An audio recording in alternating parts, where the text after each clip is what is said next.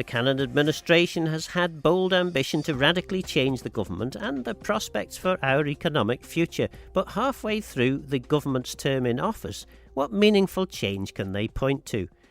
I'm joined by political commentator Alistair Ramsay. It's a while since we've spoken, Alistair, yes. But plenty been happening. And 2.5 years into the Cannan administration, are you impressed? I don't know if I'm impressed. I'm certainly struck by how different this administration is.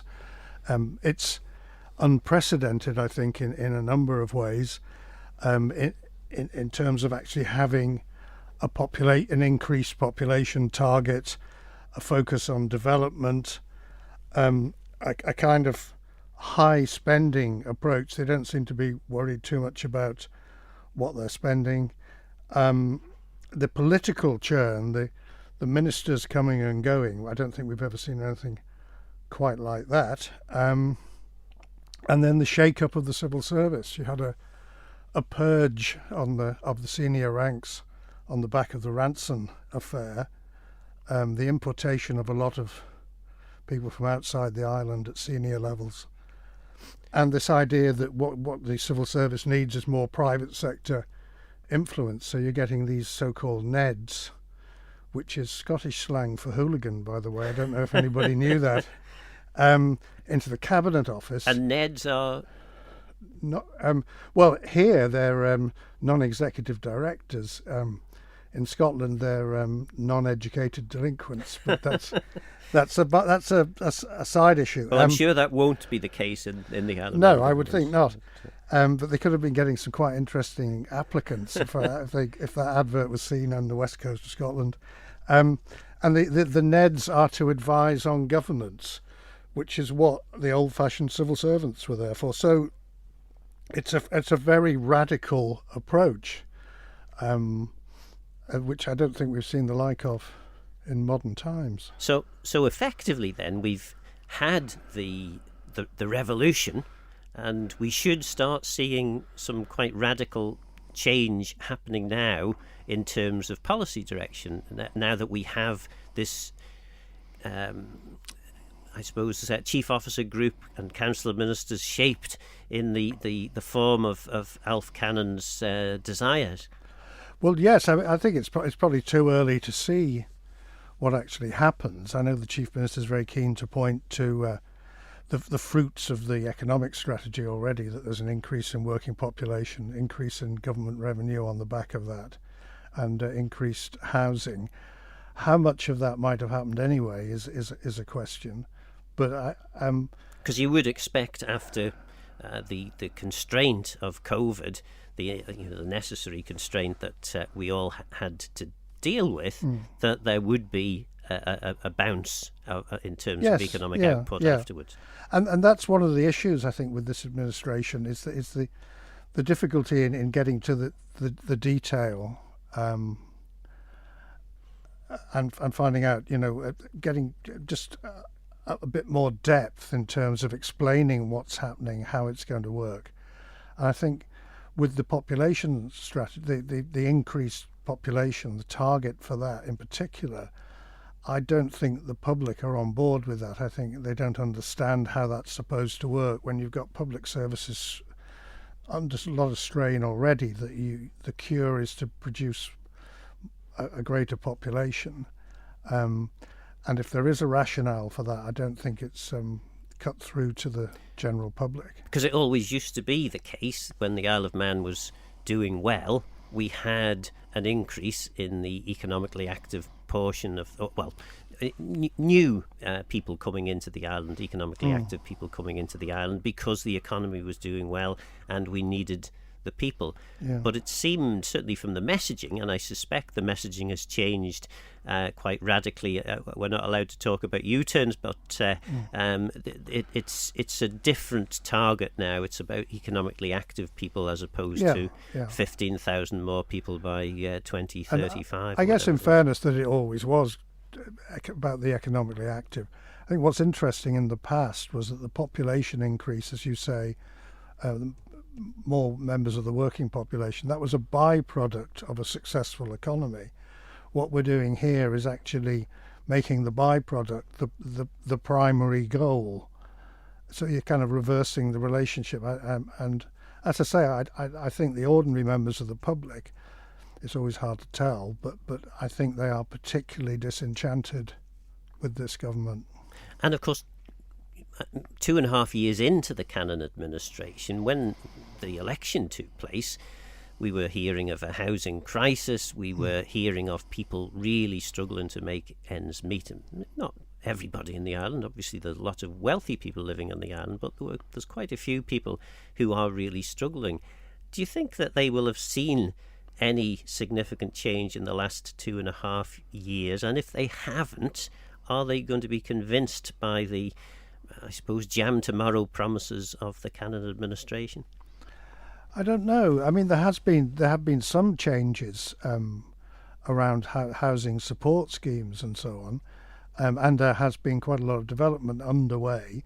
But as you say, housing was clearly the priority at the election.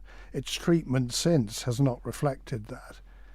I mean, if you really were primarily concerned about housing, you wouldn't focus on bringing more people in, and you would focus on a particular type of housing, not just any development. Certainly, the Chief Minister is quick to point to Chris Thomas, Douglas. Well, what is it? Douglas Central that it's called now, isn't it? Yeah. Douglas Central MHK Chris Thomas, who was the chair of the Housing Board, but resigned in a fairly dramatic form after he'd been sacked as minister. But Mr. Cannan certainly refers to him as far too much focused on detail and analysis. Or I think an analysis, paralysis by analysis is the catchphrase. Is that fair? Do you think? I think that Chris's style is very analytical, and I think at the other end of the pole, you've got the Chief Minister, who is very broad brush and doesn't want to be bothered too much with the nitty gritty. So there's quite a contrast in styles there. But then I suppose equally you could say that whereas the analysis that Chris Thomas was doing was starting to bear some fruit, you look at the radical revolution that the Chief Minister has created, both in terms of the politics, but specifically in terms of the civil service. And we've only just completed that bit of revolution, so we're still waiting really to see the impact of the big Cannan planned government. I mean 2.5 years in politics isn't very long to achieve any meaningful change. So, as I said, we need to give it a bit more time.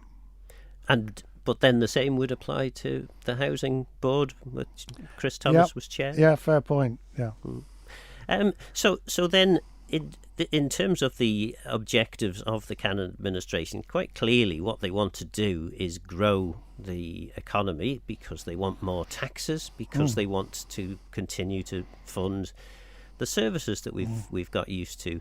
A number of Tynwald members have referred to the overspend of government departments as underfunding, and when questioned about the when did they know that they were going to overspend quite so dramatically, they said, well, we knew at the last budget, which it was announced 6 weeks before the beginning of this financial year. Does that tell us something about the mindset of Tynwald members at the moment? Yes, I think a lot of the old conventions around budgeting have been left in the past, and some people might say that's the best place for them. But what appears to be a very relaxed approach to massive overspending. I mean, 150 million from reserves to prop up this year's budget, and it's almost as if they'll carry on doing that until the economy and the population levels pick up to make the revenues fit the size of what government is doing. Now, that would have been anathema to the more conservative style politicians like Eddie Teare, It is such a marked contrast to the approach in the past, and yet because you've got a relatively new, inexperienced house, for them it's the norm. There is, though, a view, and perhaps it's not an unreasonable view to hold, that austerity budgeting, which perhaps is what you could describe as the approach taken certainly during Eddie Tear's time as Treasury Minister, isn't successful, because austerity tends to slow economic growth down, which then slows the increase in your tax take, which then means that you have to cut even further. Yeah, it's certainly politically very difficult. I think what strikes a lot of members of the public about this administration is there doesn't seem to be even any real token effort to restrain any aspect of government. The staff numbers keep growing. There's no real explanation around that. People see that, as I say, dipping into reserves. Very large amounts of money being given to developers for the development of brownfield sites. At the very least, we need a bit more explanation as to what the rationale behind all that is, I think. And we know of the 150 million that's been required this year, and possibly it's going to be more than that, because what the Treasury Minister was able to tell us I think it was in January, Tynwald, was that there was 40 million more in terms of tax take, but the overspend or underfund, depending on your viewpoint, were more than the increased tax take. So actually, the 150 million will probably be about 155 million, and we don't have 155 million left in the usable part of our reserves. No, and yet despite all this apparent overspending, the issue of funding the health service, for example, which is clearly under a lot of strain, hasn't been addressed.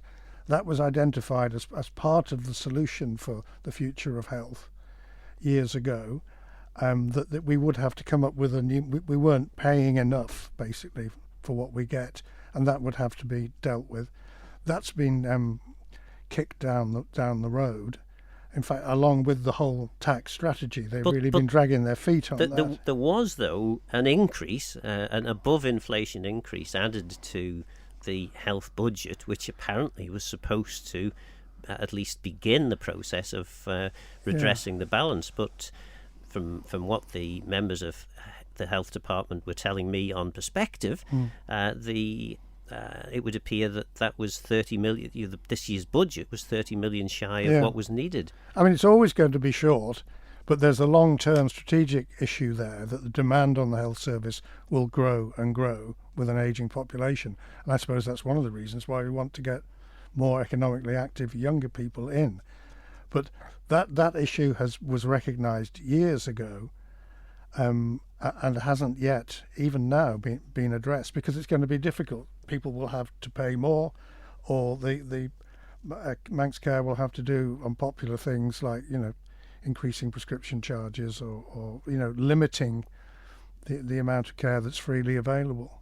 One of the other difficult areas, of course, is looking after people who become too frail to look after themselves in residential care or nursing care. And that is one of the thorny issues that certainly the health minister is keen to promote at the moment. He has a consultation and is looking to see whether some miracle can happen whereby we don't have to spend an awful lot more by way of taxes, but we will somehow miraculously fund this area, because that again has been a growing area of expense for the health department. Yes.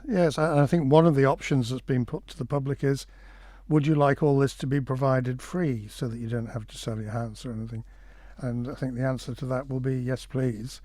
But that makes the funding question even more significant. So on the back of that, then the funding of that provision at least will have to be looked at.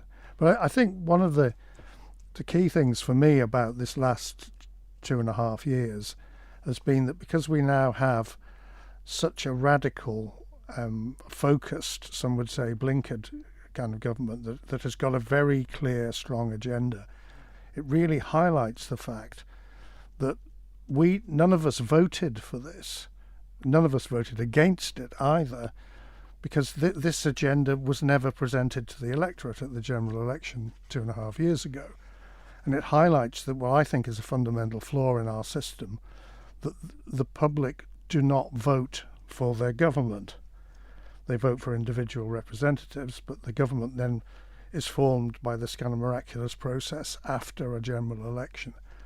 And it raises the question of how does this economic strategy, which is 10 to 15 years, how does that continue without some kind of endorsement at the next general election? And how does that debate work when you've got all sorts of independents, presumably, who will be kind of distancing themselves from government and, standing as independents and of course, that's the difficulty, isn't it? Because many people, the Council of Ministers will be made up of many different political persuasions, and some may be completely 100% behind every single aspect of the government plan, but most, I'm guessing, will have had to compromise on one or other of their core beliefs or principles to allow them to be part of the collective, which is the Council of Ministers, which effectively makes most of the decisions affecting our lives as members of the public.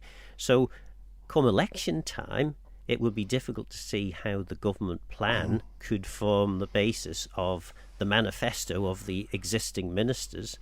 Maybe some ministers would be able to do that, but other ministers may believe that a different approach is a better one. And this comes back to the fact that, people are very keen to talk about the civil service being unaccountable, but our politicians, in a collective sense, are unaccountable. There's no collective accountability, no collective responsibility to the public. They act collectively when they're in office, but when they present themselves to the public, they present themselves as an individual who may or may not have been entirely happy with what's happened over the last 5 years. So your opportunity to register a verdict on what's happened is very limited. And I think, given the radical nature of the economic strategy and the other approaches around this administration, there has to be, at the next election, people have to be clearly pinned down as to whether, on balance, they are happy with what's happened in the last 5 years, and not get away with the usual kind of waffle and evasion that happens in the past. Surely our members of the House of Keys couldn't reasonably be accused of that.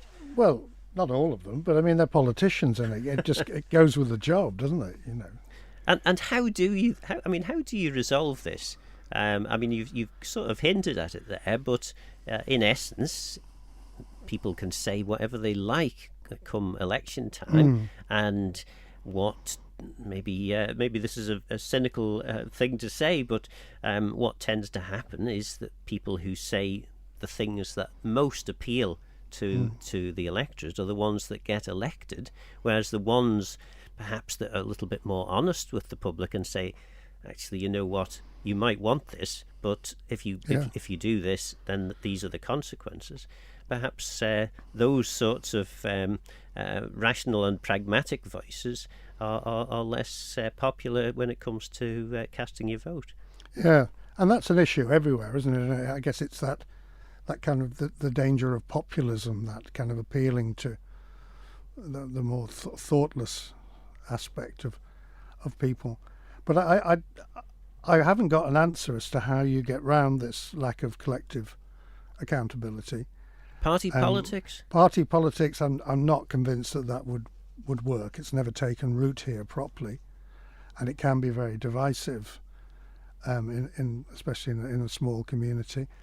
I used to, and I'm not convinced either by direct public election of a chief minister, but I still think there could be some mileage in prospective candidates for chief minister actually declaring themselves early on before a general election. Now, I know that's sticking your neck out, but if it was an actual requirement, that would give a focus for the subsequent election campaign. You know, but then are you for him or are you for him? The obvious drawback of that is that if you do stick your neck out, then perhaps the public will say, actually, you know what, we don't want these super confident people as our MHKs, and therefore, and then you end up with a situation where none of the people who've stood have said they wanted to be chief minister. So it is the old Manx crab, isn't it? You know, we'll show him thinks he's going to be chief minister. Yes, a difficult one. So what do you expect to see in the budget that's coming up in a couple of weeks' time? I don't know really. I think the focus will be on how much more of the reserves are they going to have to use to keep the show on the road. So that's the kind of headline figure that people will be looking for. And also, I think, you know, we're going to hear more about the long-awaited tax strategy. How bold and how radical will that be? No reference in there to rates. We're told by the Treasury Minister, which seems like a missed opportunity. Well, local authority reform generally has fallen off the agenda, hasn't it? And we're seeing a few reminders at the moment as to why perhaps it shouldn't have fallen off the agenda. And there's questions about the kind of political viability of some of these organisations. But I think yes, it'll be the tax strategy in particular will be interesting, because my sense is that the Treasury Minister would like to be more radical than he's being allowed to be. I think he's possibly more to the left than some of his colleagues and maybe his immediate colleague. So I think that there's quite an interesting background there. Yes, and obviously much of our income tax strategy is based on international taxation, general agreement as to how taxation should be, in particularly in relation to companies, because of course companies barely pay anything in terms of taxation to the Isle of Man. Well, some companies do, but the standard is zero, isn't it? Yeah. And of course one area where companies could pay tax is in relation to local taxation rates as we know them here on the island. And that's off the agenda. VAT, we know, is not controlled by the Isle of Man. We have the reciprocal agreement with the UK. So we run out of options to do very much radical when it comes to taxation. Yeah. Yes, I think. I mean, you could, if you were really radical in that sense, do something at the kind of higher levels. And of course you've got the tax cap, and interestingly enough, the current Chief Minister, when he became Treasury Minister a few years ago, he kind of cut down on the tax cap a bit. So he was quite active on that front then. So no, it's you're right, they are very constrained actually. Sadly, we are almost at the end of the programme now. What do you think we're going to look back at in 2.5 years' time, at election time? Oh, right. I think it'll be hard not to look back on where our finances are and how much of government's reserves have gone, and how much government has grown. And I think the financial story is going to be a very strong one. Alongside that, we might have bigger population, a more vibrant economy, more development and so on. But the strategy is 10, 15 years. So we may not see the fruits of the strategy by the end of this administration, but we may see the cost of it, and that would leave them in quite an awkward position, I think. That was political commentator Alistair Ramsay. I'm Phil Gawne. Got a Mayo son Geistach rum. Thanks for listening.